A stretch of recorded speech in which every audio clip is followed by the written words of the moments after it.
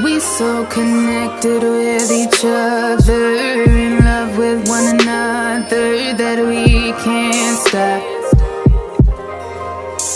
You got me feeling for your touch. Hey guys, so I want to come in real quick. I am currently editing the video that you're watching right now, but I wanted to clear up, I'm not going to be talking about the experience of working from home, but the experience of working for a company from home. To also clear up, not all companies are like that. I have read plenty of reviews on other work from home companies, and they are amazing. They have a lot of good feedback.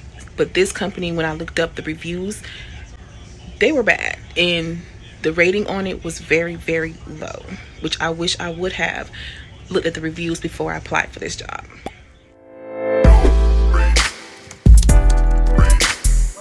My channel, and as you can tell by the title of this video, this is going to be a sit down talk video and talk to you guys about work from home.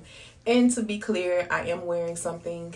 I am wearing a halter top romper. So I decided to make this video because this is my very first time working from home. And yeah, when I was looking for videos about work from home, I kind of got a lot of like, oh, it's good, it's a great way to make money, working from the comfort of your own home, yada yada yada. But I really felt like nobody really was saying like what it was really like working from home. Now, I've been working from home for 4 months, going on 5 months, so my experience is not that much, but it's something. I remember when I first signed up for this job, and I was in this group on Facebook, and people was asking about what at-home jobs was hiring. So I mentioned this company because they was hiring.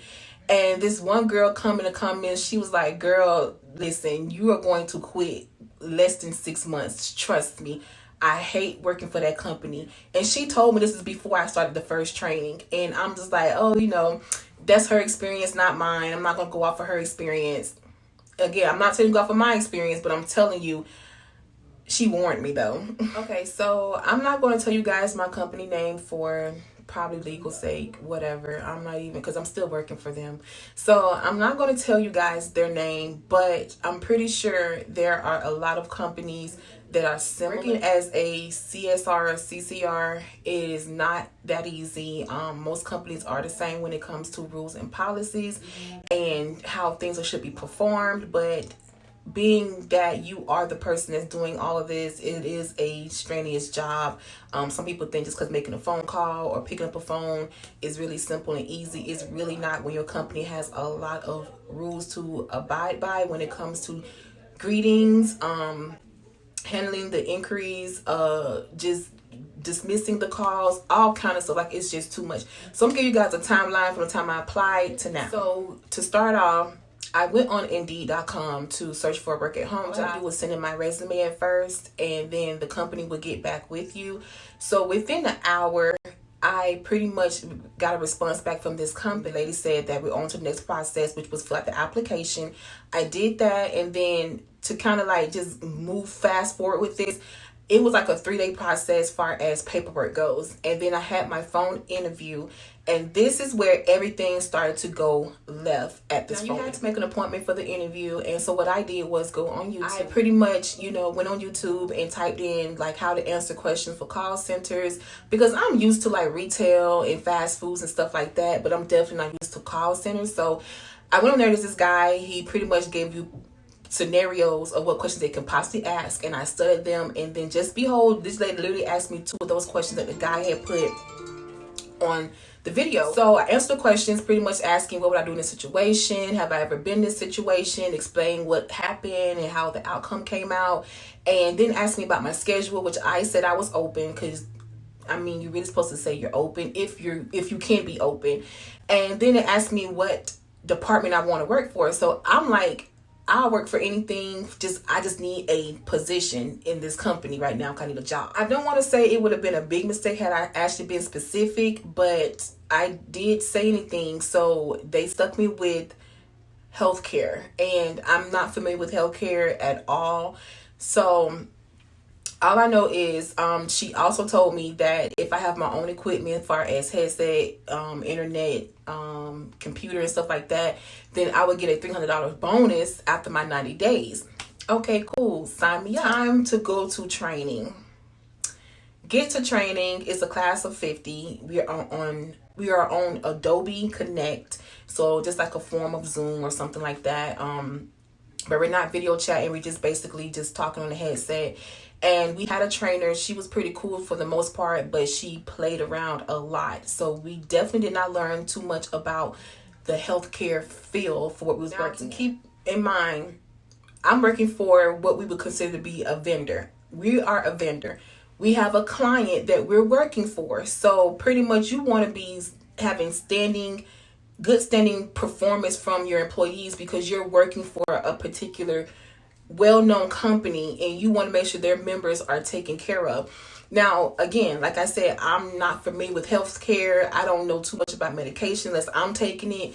So you have to learn all these things. So I was told in the interview it'll be 90 days training. I was okay with that because I want to learn as much as I could for this company. So therefore, when I do get on these calls, I know what I'm talking about, because I get very anxious and overwhelmed when I don't know what I'm doing, and yet I have to pretend or find myself around the way to understand, to be able to communicate to the members. I get anxious. So the training class was actually 2 weeks, and let's just say 1.5 of those 2 weeks I personally did not participate in any of the activities or hands-on things because my system that they sent me in the mail was not working. It was corrupt, and I had to wait for them to send me a new system.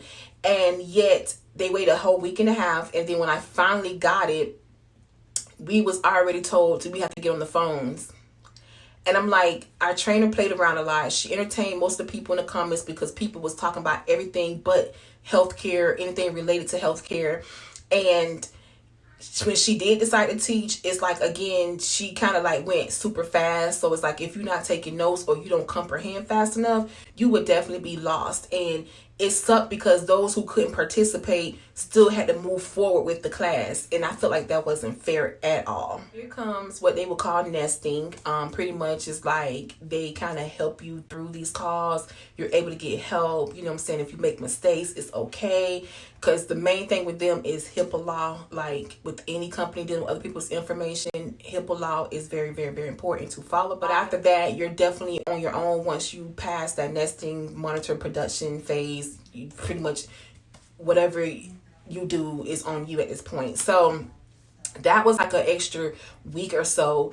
And again, I'm not gonna lie, I didn't get on the phones until like maybe the 4th day because I was not prepared. I was not ready. I was anxious. I was nervous. And then when I did try to get on the phone, I had no clue what I was doing. Oh my gosh, like I felt like they didn't care.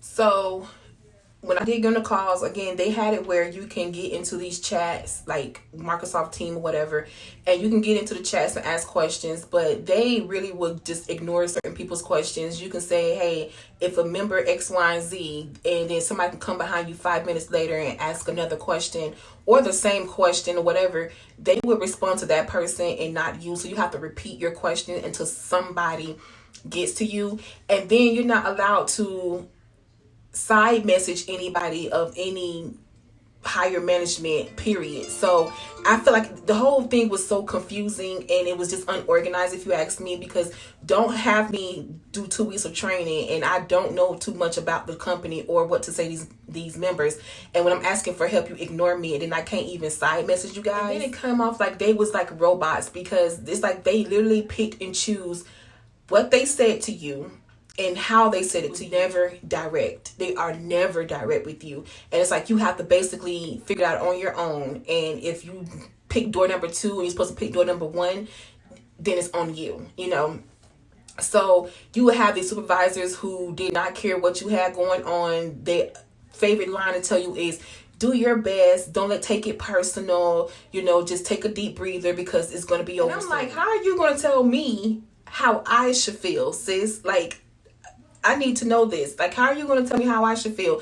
Because again, these members are rude, very disrespectful. I've got cussed out. I've got called names. I've got definitely mistreated. And yet I have to swallow my pride and say, it's okay, I got you, don't worry about it, we're gonna take care of this, I am so sorry that that happened to you. That's the kind of attitude they expect for you to have for these rude behind members. So I got to the point where I started transferring these members to other people because I'm not dealing with none of that, you know. So when I'm told to transfer them to a certain department, when it escalates from them being calm to irate, you do that and they tell you like, oh no, we don't handle those calls, you have to deal with the customer the best way you can unless they ask for a supervisor. So pretty much you have to be disrespected until these members decide to ask for a supervisor. You can't suggest one to them. They have to particularly say, I need to speak to a supervisor. So I'm like, yeah, I was told if I get cussed out, called out my name, I don't have to accept that and I need to transfer them over to management. And she was like, nope, unless they ask for a supervisor, you can't transfer them over to us. So you just need to go deal with the customer the best way you can.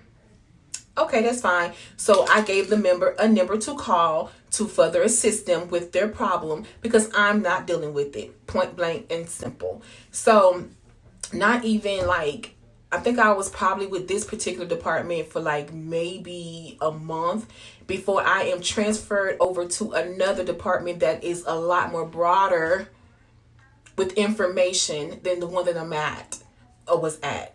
So now I'm with a whole different. This transfer wasn't even voluntary. It wasn't even a warning. It was just more like one day, go to work, get an email saying you start training in a week. I'm like, training for what? And she's like, oh, you're going to a different department. And I'm like, okay. So this goes to show how much of, to me, unorganized, and to me, I'm going to call them liars. So we get over to the training for the other department. It was me and possibly 4 other people that was in my original training class. We get transferred over to this department, and then we're told that we got transferred because over where we were, it was too many agents or representatives to the ratio of members. But yet they had a whole new class coming in of 20. So, you know, I'm like, but I was told that we got transferred because we are doing a great job with this particular department, which I knew was a lie because I knew I wasn't doing a great job. So we get to this whole new training. The guy was literally not there half of the time. At least 80% of the time, that dude was not there. His girlfriend also worked for the company, so they worked in the same room, and you can hear her always talking about, babe, what I tell a member if they did this? Like, and so he'll get off talking to us to go assist her, and he would be gone for like an hour and 20 minutes, 45 minutes. So we barely learned anything, and when he did teach, oh my gosh, you know that commercial of the Clear Eyes commercial with the guy, the white guy with the glasses. He talk real slow, like he's so uninterested in what is going on and what he's talking about. Yeah, that dude. So that's how his whole tone was. So it made you either sleepy, not interested in what he was talking about, definitely distracted with something else probably in the room because you're not paying him any attention. So, and he definitely gave us less information than we needed, less information than we needed to know, because we need to know a lot more because we are doing way more with this department than we did with the other. And it's like whenever he did say something, it's just like he went through it so fast, and then he would have us read out loud as if we like 3rd graders. And so again, I can't comprehend when somebody else is reading. I have to read it for myself, or you have to like really be showing me or talking to me about it. So, you know, I'm just like, okay, so I already know where this is going. This seems like the first time we went through training again. So move on past that. It's time for us to get into nesting. So we end up getting 2 different trainers, which they was awesome, but they also tried to make us do group calls. Pretty much is we have to take calls as a group, so everybody basically is there to listen to you take these calls. No, you're not gonna embarrass me. So I had said that my headset wasn't working because I refused to take those calls, and I'd rather take those calls on my own by myself and get critiqued that way, so y'all can listen to my calls later on down the line and say, no, this is what you need to work on. Yeah, because I'm not doing it in front of these classmates, teammates, whatever you want to call these people, because we all end up getting into a back and forth thing online because I had to cuss 2 of them out because I say, mind your business Worry about yourself. At this point, I'm like, this company is ghetto, straight up ghetto, because we are literally going in at each other in the chats. And you think any of the trainers or anybody stepped in, because one of them is a supervisor. You think any of them stepped in and say, whoa, whoa, whoa, you know, blah, blah, blah, because some of these people felt the need to comment on why other people weren't taking calls. Mind your business. You don't know what other people have going on, so mind your business. Because one girl's like, I'm having contractions and I still took a call. Baby girl, that's you. That's you. Okay? Don't try. So none of these managers or these supervisors or these trainers jumped in and told people to stop, mind your business. They literally just sat back and they watched, and they even commented and liked some of these people's like comments when it was going back and forth with other people. Like, it was ridiculous. I'm like, this company is 100% ghetto. Straight up. Straight up. So after that, I end up getting myself placed into another team chat. And with this supervisor, I thought she was understanding and cool. You know, I let her know my situation with taking care of my mom, with anxiety. Like, there's just going to be moments where I'm going to have to just log out and go attend to my mother, because that's my mother. Like, you have to watch her 24/7. Like, there is no, you can't just be chilling. Like, I need to work, but at the same time, it's like, I'm not going to not take care of my mother. You know what I mean? So she said she understood. So this past week, I needed to take a leave of absence to take care of myself, because I really had a panic attack while on one of these calls. Just so happened one of the guys, he was understanding and he actually talked me down. And then after that call, I just went ahead and logged out and clocked out. And from that point, I had basically called out for like 3 days, where every situation has a department. That's how I see it. So anyway, so I told her I called on Sunday. And I told her I wasn't coming in on Monday. So she told me that I can get a leave of absence. So I accept. Basically gave me a leave of absence for 1 day.